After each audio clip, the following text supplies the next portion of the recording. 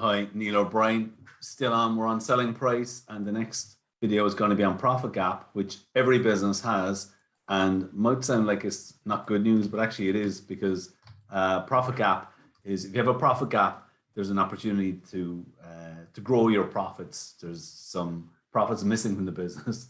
Okay, so just to recap, what we did in the last video was the 3 steps to setting your pricing correctly, which was the cost plus, to make sure all your costs are covered in your price, competitor analysis, see what you can learn from looking around, and to make sure then that the value that you deliver to your clients is reflected in your pricing.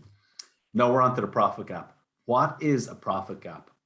Okay, now here's my definition of it. Profit gap is the difference between the profits that are built into your selling price versus the actual profits that show up in your annual accounts.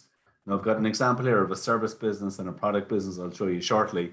But when you think about it, if you're a service business, you have a charge out rate, you come up with an hourly or daily rate. There's a gap between that and the profits that show up in your annual accounts. And the example will show this, and I'm going to move on to the example because it's probably going to show it well. So here's, imagine an accountant, we're going to call him John. He's working on his own. John is an accountant. He's a charge out rate of 100 euros per hour. Okay, John expects to bill 30 hours per week. So he might work 40 or more, but he expects to bill, put onto invoices 30 euros per week. And he expects to bill for 46 weeks of the year. Again, this is excluding holidays and bank holidays and so on. So what should John be, what are his sales based on those figures? So we take a charge out rate of 100 euros per hour by 30 hours per week by 46 weeks, gives a total of 138,000 is John's sales. His annual sales should be around that figure. Now we look back at last year, what were John's actual sales for his fees? What did he invoice out? 83,000. What's his profit gap? It's the gap between the 138, which is what he could and should have invoiced out, versus what he did invoice out, 83,000. A profit gap of 55,000. Why does that happen? It happens for all kinds of reasons. John may give a discount.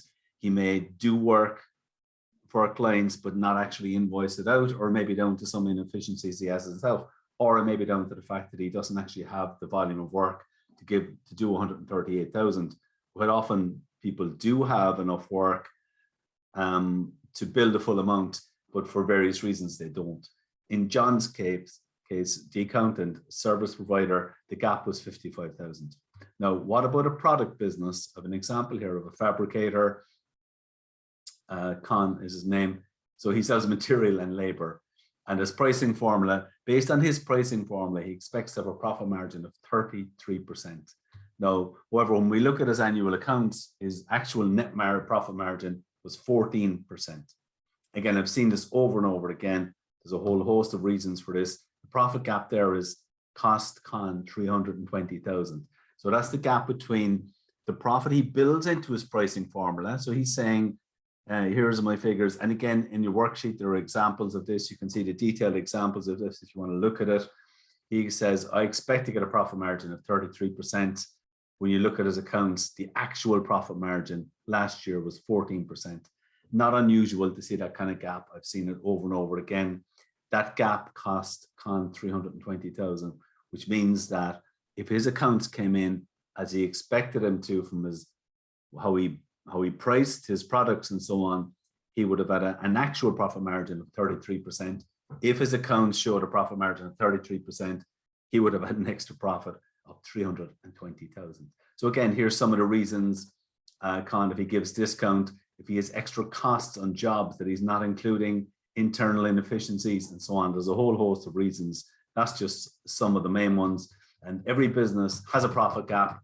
Whether you're a product business or a service business, yours has one as well. And it's the gap between the profits that are built into your selling price and the actual profits that show up in your annual accounts.